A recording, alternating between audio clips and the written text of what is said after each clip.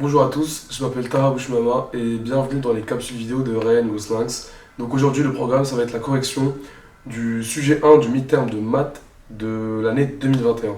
Donc on va commencer direct par l'exercice 1, ce qui est un calcul de limite de trois fonctions plutôt simple qu'on va démontrer là maintenant. Donc la première fonction pour laquelle on va calculer la limite c'est racine de x plus 5 moins racine de x moins 3 et on va devoir trouver sa limite en plus l'infini. Donc ici ça va être un cas d'application plutôt simple et classique dans la mesure où on va utiliser la méthode du conjugué. Donc voilà un exemple de l'utilisation de la méthode du conjugué. Ça consiste juste en la multiplication de notre fonction de base par son opposé. Ici on avait racine de x plus 5 moins racine de x moins 3 qu'on a multiplié par racine de x plus 5 plus racine de x moins 3 et on a mis la même chose en dénominateur, comme ça ne change pas la fonction. La fonction reste la même. Ensemble on a multiplié par 1. Mais le 1 on a écrit de différentes manières. On a écrit une fraction qui a le même numérateur et le même dénominateur. Donc ici l'étape suivante ça va être juste de multiplier les deux expressions qu'on a ici et là. Et le résultat que ça nous donne ça va être x plus 5 moins x plus 3. Le tout sur racine de x plus 5 plus racine de x moins 3. Donc ici, on peut enfin faire calculer la limite de la fonction, qui va être plus simple, parce que si on se restreint à la première forme, on va avoir une forme indéterminée, c'est pas ce qu'on cherche. Donc ici, on calcule la limite du dénominateur, et on remarque ici que racine de x plus 5, quand x tend vers l'infini, ça donne plus l'infini, et racine de x moins 3, lorsque x tend vers le plus l'infini, ça reste plus l'infini aussi, parce que le moins 3 est négligeable. Donc le résultat, ça va être limite de la fonction lorsque x tend vers plus l'infini, c'est 8 sur plus l'infini, ce qui nous donne une limite de 0. Pour la deuxième fonction pour laquelle on va trouver la limite, ça va être limite de x au carré moins 4, le tout sur x carré moins 3x plus 2, et on doit trouver la limite de cette fonction lorsque x tend vers 2. Donc si on s'arrête sur cette fonction et qu'on essaie de faire sa limite maintenant, on va tomber sur une forme indéterminée, ce qui nous pousse donc à factoriser les expressions qu'on a en numérateur ainsi qu'en dénominateur. Donc afin de pouvoir factoriser les deux polynômes qu'on a, on a tout d'abord essayé de calculer le delta du dénominateur qui nous a donné 1, et on a pu trouver les racines de ce polynôme pour pouvoir le factoriser plus tard. Pour le premier polynôme qui est en numérateur, c'est-à-dire x carré moins 4, la factorisation est très simple vu qu'il est de la forme de a au carré moins b au carré. Donc sa factorisation ça va être a moins b fois a plus b. Donc on obtient une fonction avec x moins 2 fois x plus 2 en numérateur et x moins 1 fois x moins 2 en dénominateur parce que c'est la forme factorisée de ce polynôme là. Donc la prochaine étape ça va être juste de simplifier en retirant x moins 2 du côté du numérateur et du dénominateur pour pouvoir aboutir à une fonction de la forme x plus 2 sur x moins 1. Et ça va être beaucoup plus simple pour nous de calculer sa limite. Et donc, vu qu'on est à l'étape finale, on peut commencer à remplacer les x par 2. Donc en numérateur, ça va être 2 plus 2 qui donne 4. Et en dénominateur, ça va être 2 moins 1 qui donne 1. Donc la limite de la fonction en 2, c'est 4. Donc pour l'exercice 2, c'est un exercice assez simple. On va juste nous demander de trouver le domaine de définition de deux petites fonctions. Donc la première fonction pour laquelle on va trouver le domaine de définition, ça va être f de x est égal à x plus 1 sur 2 moins x. On voit d'ailleurs que cette fonction, c'est un quotient, et on a un x en dénominateur. Lorsqu'on a une fonction en quotient, on va toujours s'assurer que son dénominateur ne soit jamais égal à 0. Parce que tout simplement en maths, on ne peut pas diviser quelque chose par 0. Donc notre objectif, ça va être que 2 moins x ne soit pas égal à 0. On a fait une équation, donc 2 moins x n'est pas égal à 0, donc ce qui nous donne que x doit tout le temps être différent de 2. Ce qui nous permet d'aboutir sur le domaine de définition de la fonction, moins l'infini 2, 2 plus l'infini. Et on doit tout le temps ouvrir les crochets pour le domaine de définition afin d'exclure le 2. Sinon notre domaine de définition est faux et on a 0 pour l'exercice. Ensuite, pour la deuxième fonction ça va être f de x est égal à logarithme népérien de x carré moins 3x plus 1. Alors pour le logarithme népérien, la condition d'existence de la fonction, ça serait que x carré moins 3x plus 1 soit supérieur à 0. Donc pour trouver le signe de notre polynôme, on a dû trouver son delta, trouver ses racines et ainsi construire un tableau de signes pour pouvoir déterminer son signe suivant, là où il se situe sur l'axe des abscisses. Et donc, vu que notre A ici est négatif, est positif plutôt, le coefficient directeur est positif, donc ça va être plus, moins et plus. Et donc notre domaine de définition va automatiquement exclure toutes les parties où le polynôme est soit négatif, soit nul. Donc notre domaine de définition, ça va être les parties où le polynôme est strictement positif, et donc ça va être moins l'infini jusqu'à 3 moins racine de 5 sur 2, union, 3 plus racine de 5 sur 2, jusqu'à plus l'infini, et bien sûr ici les crochets sont ouverts, puisque les deux racines sont exclues du domaine de définition.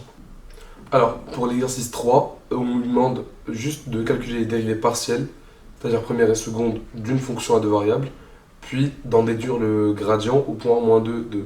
En ce qui concerne les dérivées premières, on va commencer par ça, en dérivant tout d'abord par x, puis en dérivant par y. Donc on a dérivé par y, ça nous donne 3y au carré sur x, parce que ici on a une dérivée de la forme a fois x au cube, puisque le 1 sur x compte comme un a, vu que x ici n'est pas une inconnue, mais juste un nombre au hasard. Et pour la dérivée par rapport à x, le résultat, ça va être moins y au cube sur x au carré, parce qu'on dérive une fonction qui est de la forme a sur x. Donc c'est un moins qui va vers le numérateur, et on multiplie le dénominateur par lui-même. On vient de finir la première partie d'exercice. On a tout d'abord donné les dérivées premières en fonction de y et de x. Ensuite, on a donné toutes les dérivées secondes possibles, c'est-à-dire y en fonction de y en fonction de x en fonction de x et x en fonction de y. Alors, la deuxième partie de l'exercice, donc, ça va être de déduire le gradient de f au point moins de 2. Et donc, le gradient, il va être de la forme delta inversé de fxy.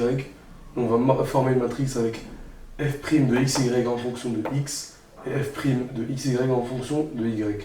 Et donc à la place du x et du y, on va mettre moins 2 et le 2. Donc naturellement, on va appeler les dérivés qu'on va utiliser ici.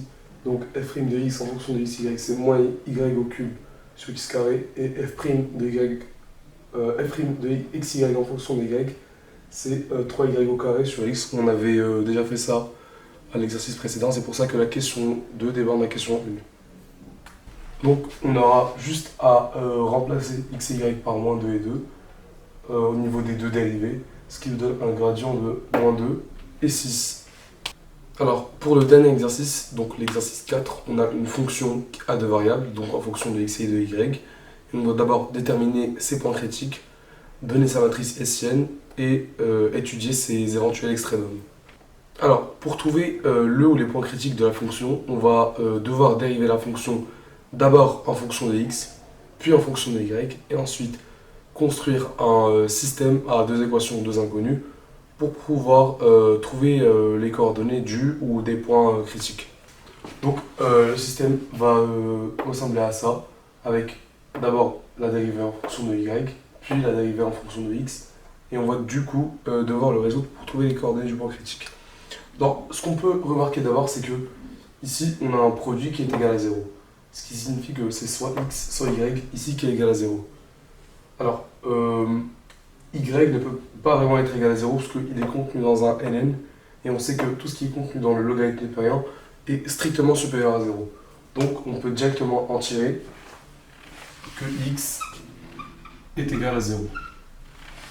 Donc ensuite, l'étape, ça va être juste de remplacer le x ici dans la première équation par 0 pour pouvoir trouver y et donc les coordonnées du point critique.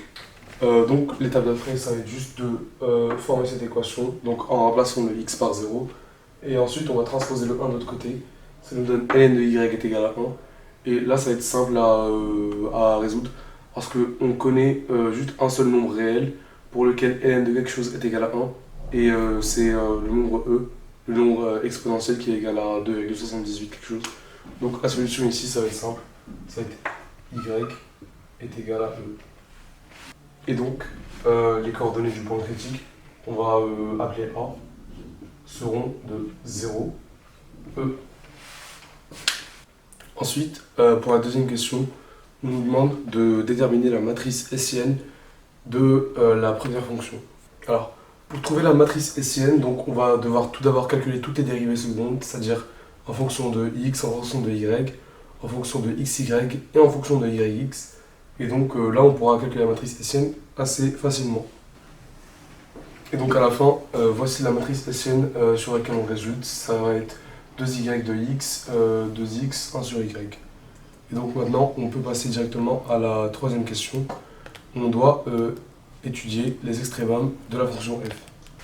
Donc pour trouver les extrémums éventuels de la fonction f, on va devoir calculer le déterminant hessien, donc de la matrice hessienne qu'on a élaborée avant. Et donc ça va être 2y fois 1 sur y, donc 2y sur y, moins 2x fois 2x, donc 4x carré, ce qui nous donne 2 moins 4x carré vu qu'on a simplifié les y qui étaient en dénominateur et en nominateur. Donc à cette étape-là, on va calculer le déterminant pour le point A qui était de coordonnées 0, E, qu'on avait calculé auparavant. Donc on va remplacer le x par un 0 et donc le déterminant sera positif. C'est une info à garder qui va nous servir dans la suite de la résolution de la question. Alors ici, donc, après avoir calculé le déterminant qui était positif, on a calculé les dérivées secondes en fonction de A, c'est-à-dire les dérivées secondes en fonction de x et en fonction de y, et on s'est rendu compte que les deux, et que les trois du coup, étaient positifs. Ce qu'on peut tirer comme conclusion de ça, c'est que le point A de coordonnées 0, E est un minimum et un minimum local, parce qu'on a remarqué que les dérivées secondes étaient tout le temps en fonction de x ou de y. Donc c'est un minimum local. C'était la fin de la correction du midterm de maths de 2021. Donc j'espère que ça a été clair pour vous. Et si vous avez des questions, vous pouvez me DM soit moi, soit Mohamed Betayeb, ou encore Léo Guian. Et j'espère vous voir dans les cours en présentiel et sur le campus. Bisous.